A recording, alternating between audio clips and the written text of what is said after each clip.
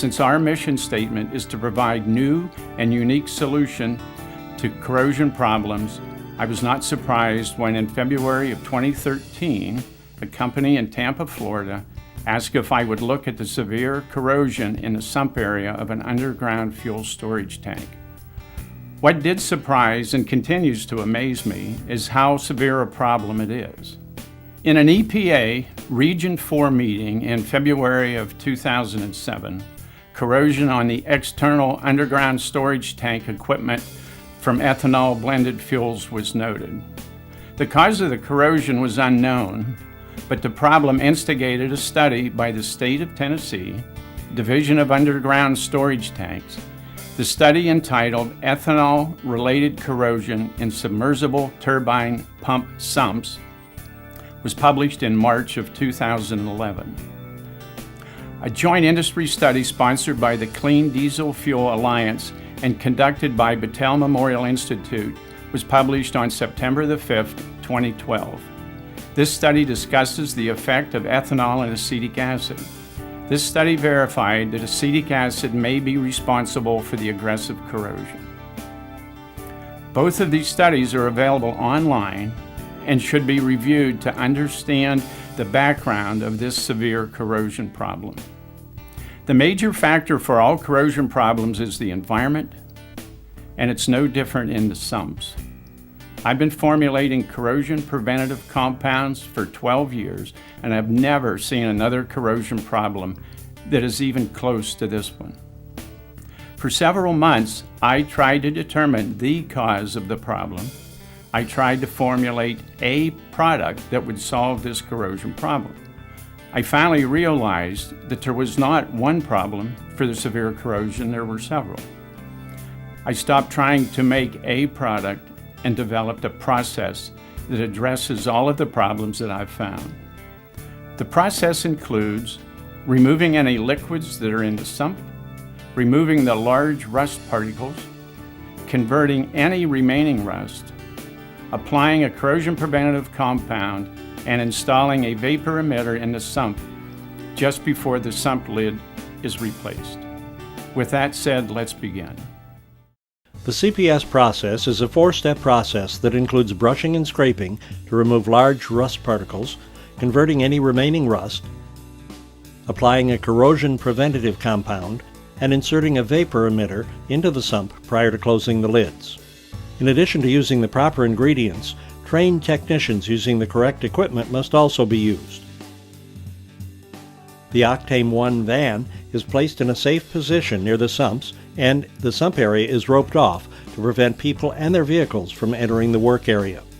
Carefully slide open the outer sump lid, unscrew lid fasteners if required, and slowly remove the inner lid.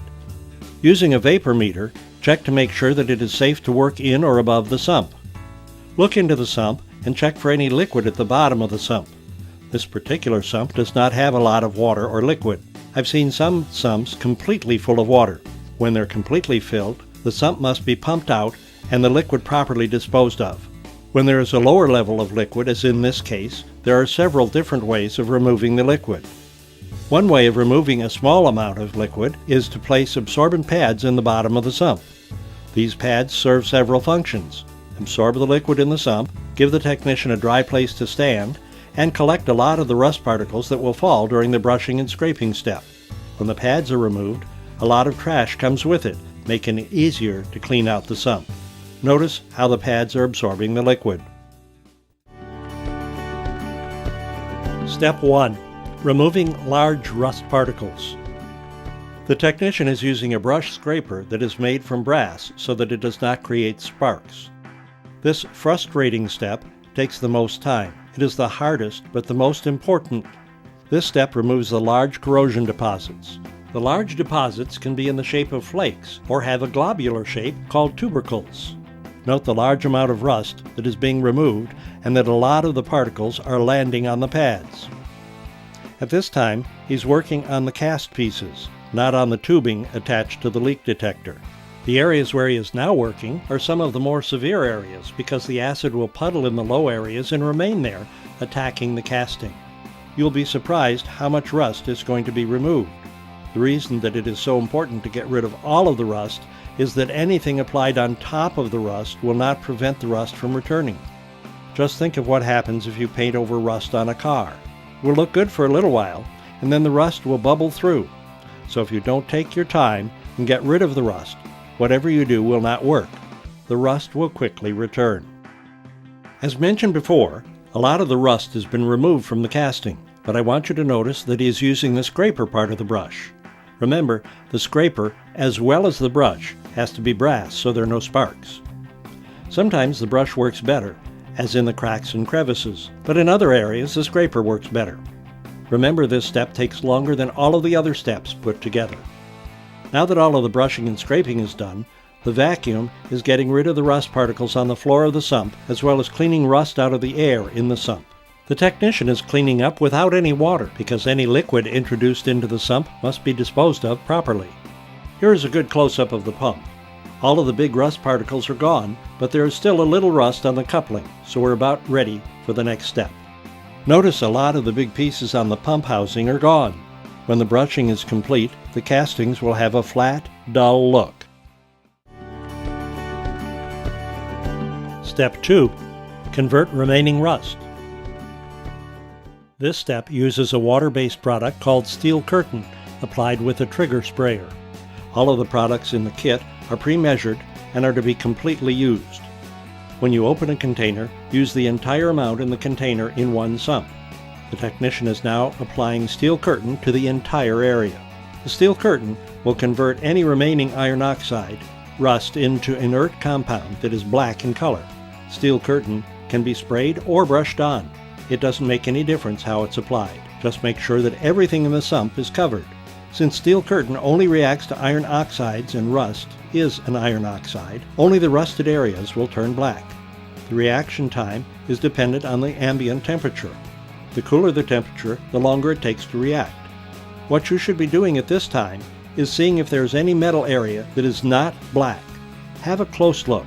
If there are areas that still look rusty, reapply Steel Curtain to those areas. There are usually multiple sumps to treat at one location. The normal process will be to do the first two steps in one sump, and while Steel Curtain is drying, start the CPS process in the next sump. By the time you finish applying the Steel Curtain in the second sump, it'll be time to proceed with the third step in the first sump.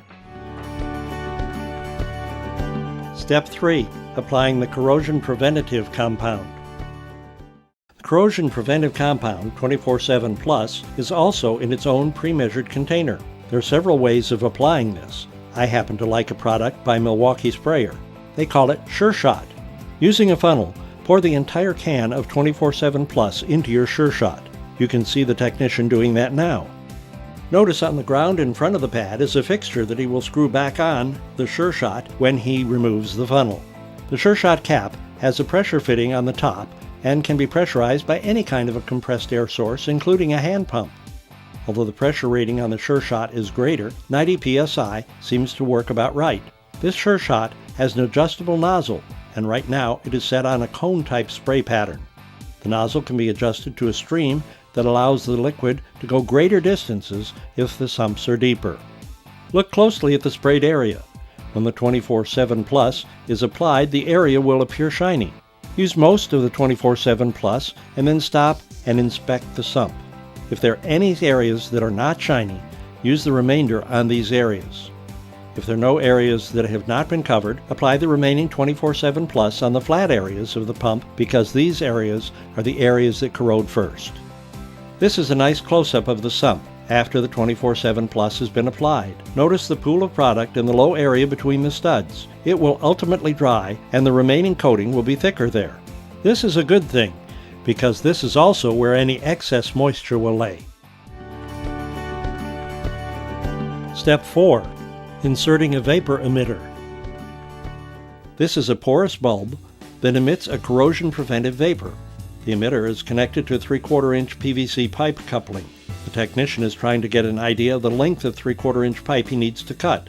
Ideally, the bottom of the pipe will lie on the bottom of the sump, so the emitter will be positioned over the top of the metal parts. The reason for this is that the vapors are heavier than air, and when they come out of the vapor emitter, they'll fall down on the metal parts to help prevent new corrosion. The emitter is good for approximately 6 months and can easily be replaced using the same piece of PVC pipe. After the vapor emitter is in place, the technician is putting the leak detector and any other equipment back into place. You will take the remaining 1 or 2 absorbent pads out of the bottom of the sump, have a quick look to make sure that everything is in place, and carefully replace both of the lids. If, as in most cases, more than one sump is being protected, steps 3 and 4 can be completed on the remaining sumps. Find out how Corrosion Pro can extend the life of your pumps. Visit them online at www.corrosionpro.com or call 941-981-0821.